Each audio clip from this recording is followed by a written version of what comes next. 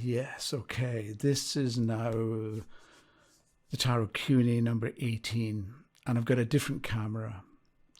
And so anyway, today, this one is called How to Be the Composer of Your Own Life, or something like that. So I've got maybe 6 points to make. So the beginning is the idea that we get back what we give out, right? So if you don't like, it's cause and effect. If you don't like the outcome or the effect, then there's no point in trying to change the effect directly. What you do instead is you figure out the cause, make some changes or improvements with the cause, and you're going to get a different outcome, a different effect.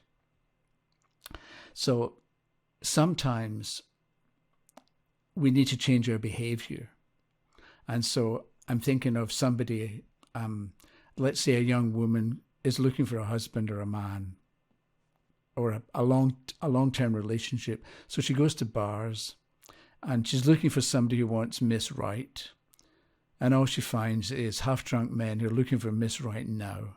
Okay, you know, if you've been to bars, you know what that's like. So in this case, the solution or the change to the cause is straightforward. Stop going to bars.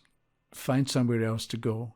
You know, take a class, learn a language, do something like that. That's changing the cause. You've got a better chance of meeting somebody because you haven't been that successful with the way that you've been trying.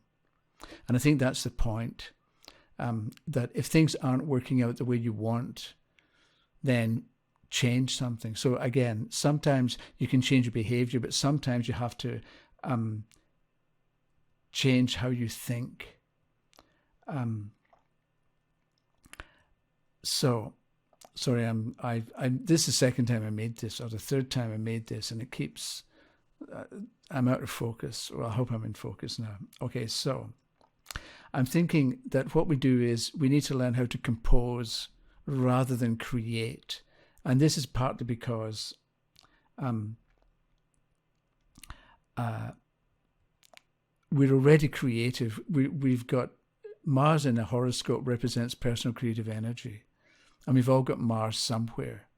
And it's the sign and the decanate and the house position and aspects. The condition of Mars shows your natural and correct for you way of expressing yourself creatively. So it's not like we have to learn to be creative. We already are.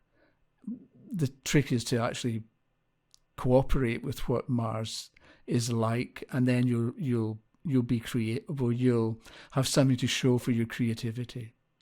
So I think the solution is more like learn to compose the different bits and pieces of your life into something that you kind of want. Although I'm going to change that later and talk about, instead of deciding what we want, we should think about what we're going for. Because want is kind of fixed. And once you get it, then what? You have to figure out something else, something new. But the idea of knowing what you're going for, the direction you're going, that's kind of more organic and I think works better. Okay, so we have to consider, or I think we have to consider, what is heaven? And I mentioned this a few videos ago. So it's easy to think, well, heaven is invisible. That's part of it. And it's maybe up in the sky. Like, this is what you're taught as children. Heaven's up there and it's huge. Or maybe some people teach you that you'll get there when you die. So, but heaven seems to be this enormous. So it's like heaven's this size and you're this size, right? So you're insignificant compared to heaven. But maybe it's the other way around. Maybe you're actually huge and heaven is tiny. So there's a poet called William Blake. I don't know how many years ago he wrote, if you can see, I can't remember the quote now. If you can see a world in a grain of sand, right? Because the world is big and a grain of sand is tiny. Or if you can see eternity in a moment, because a moment comes and goes and it's gone, but eternity goes on forever. So it's a bit like he saw things the other way around, and maybe he had the right idea.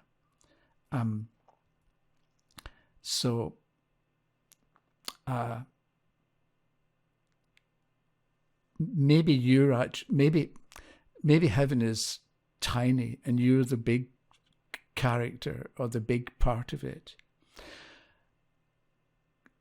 Gravity. What's gravity? How big is gravity? I think is the question I want to ask. So gravity is invisible, just like heaven, and it's everywhere, just like heaven. And you can't see it or touch it or taste it or smell it, just like heaven. But how big is it? We know that if you knock a cup from a coffee table and it hits a carpet, it'll be okay. It probably won't break. But if you step off a roof and land on concrete, that's a different story. Because gravity, it's not that gravity has it in for you, but gravity, there's certain rules. And what you do is, in order to not suffer from gravity, you cooperate with it, you're obedient. You recognize it's bigger and stronger than you are, so you don't take it on and fight it. And maybe it's the same with heaven. So instead of fighting gravity or fighting heaven, what about if we work with heaven? And heaven can also be understood as harmony. And harmony is an interesting word because the root is AR, which is an Indo-European root that means to arrange harmoniously. So you have art, A-R-T, right? So you're arranging different elements harmoniously into something that's pleasing, or something you deliberately arrange them into something that's disharmonious, which is another way of looking at things, or another way of doing things.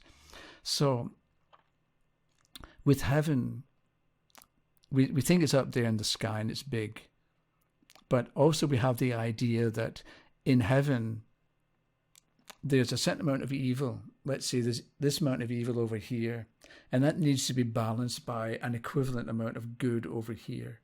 And so good and evil balance each other out, or they oppose each other, and maybe they cancel each other out. So we've got the idea that there's evil and there's good. And good has to keep adjusting to evil, maybe.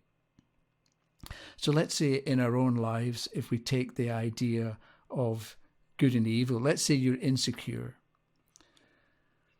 And so you have to become confident. Or if you're insecure, more confidence is the answer. But the thing is, if you're insecure and people tell you just be more confident, it's very difficult because you're insecure. And you can't easily become confident overnight. And the other thing is, if you do develop your confidence and have more of it, and it's stronger or bigger than the insecurity within you, all it takes is one silly little thing to really bump up the insecurity again, and you're back to square one. So somehow getting rid of insecurity or trying to get rid of it isn't really a solution. And the same with evil. Instead of trying to get rid of evil, okay, let me get back to that. So think about what we're going for.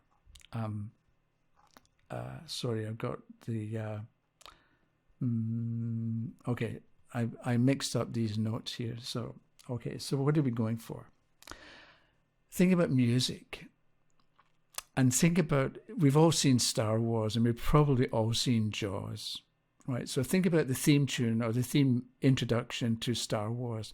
And it's all big time, and the rebels are going to overcome the evil empire. And it's that kind of inspiration, well, maybe not inspirational, but that kind of march and power and authority, right? That kind of thing. Because the composer or the filmmakers wanted to create that kind of atmosphere. And so the music in TV shows, it's interesting to watch a TV show and just listen to the incidental music. because it tells you how to feel. Then you've got Jaws, the beginning of Jaws. And it's very different because it's more about, hey, there's something dangerous lurking here and we better watch out. It's a little bit scary. So depending on what they're going for, the composer is going for, that's what they play, or that's the kind of sounds that they make. So if you've ever played a piano or a guitar or something, you've got major chords and minor chords, but you don't get rid of all the minor chords. You don't try and eliminate them, and just play major chords, because major chords are sort of confident, right? But you don't just play major chords, because minor chords have their place. If you've got major chords and then a minor or two, it can get you thinking about something else, or feeling nostalgic, or feeling sad, or feeling peaceful. And then you come back to major, which is maybe brings you back into reality or into normal everyday life. So with music, you don't try to eliminate notes you don't like, or banish them from the piano.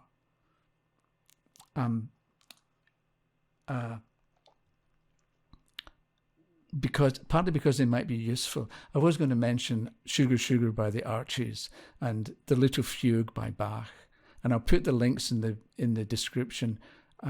Partly because if you listen to them, you'll get the idea of music, one type of composition, because the Archies' Sugar Sugar was called bubblegum music, I think because it very quickly lost its flavour. Like, you listen to it a few times, you can't be bothered anymore, even though maybe the first listening it was quite catchy. But Bach's Little Fugue, it's played in an organ, and it's all by one person, because you've got two hands and 2 feet. Because with a pipe organ, you've got wooden pedals on the floor which control the bass notes, I think. But anyway, it's just a difference between one type of music and another, and one type of composition and another. So I'm getting to the point here. And the point, I think, is relax, as I should do instead. Okay, so I need to tell you about me when I was in my mid-20s. I was living in Bath at the time, in the southwest of England. And I would go up to London from time to time to go to a dentist to get root canal work and a crown. Teeth have been a problem. Anyway, so at the time in Bath, I was living a clean life. Not that I'm not at the moment, but I was trying to be, deep breathing and no alcohol and no meat and no chemicals and no medication either. So when I had the root canal, the dentist wanted to give me an injection, a painkiller. And I said to him, no, it's okay. I'll just breathe my way through this, because I thought it's a challenge. Do I really believe that breathing can solve problems? Okay, so I had the root canal, and so when the pain started, I found myself tensing up and kind of fighting the pain of the drills. But then I thought, wait a minute, I'm supposed to be breathing. So I relaxed and I began to concentrate on the breathing. And so the pain came, and it was a bit like, hey, I'm over here, said the pain. And I looked at it and said, oh yeah, this is what you look like. This is what pain is like. But I didn't mind. And I think it's because I was relaxed. And so I wasn't trying to eliminate pain or get rid of it or stop it, because it's the kind of thing that happens. But I was controlling my reaction to it and not stiffening up and tensing and trying to get rid of it because I didn't like it. Because I found that by relaxing, it's just pain. It's not as bad as you think it is if you relax and examine it.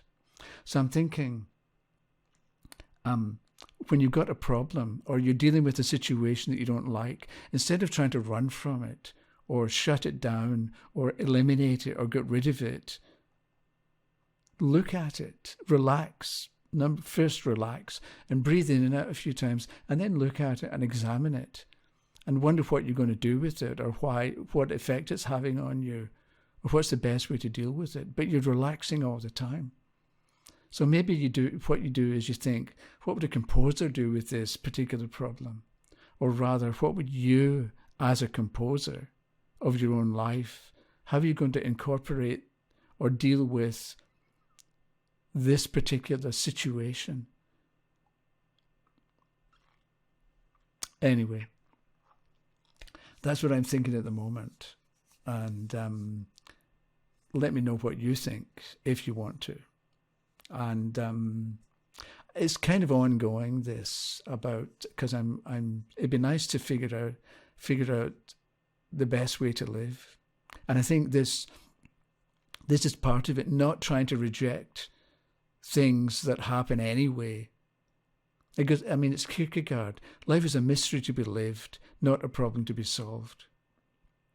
So if we can look at the things that happen to us as a mystery, I'll do what I can with it, but if I can't figure it out, then I can't figure it out. But we don't tense up and get tight and get scared. And I think it's all about relaxation, however you do it. Okay, so enough for today. Thank you very much for watching, and I'll talk to you in a few days, probably about the tarot, or more directly about the tarot. Okay, bye-bye.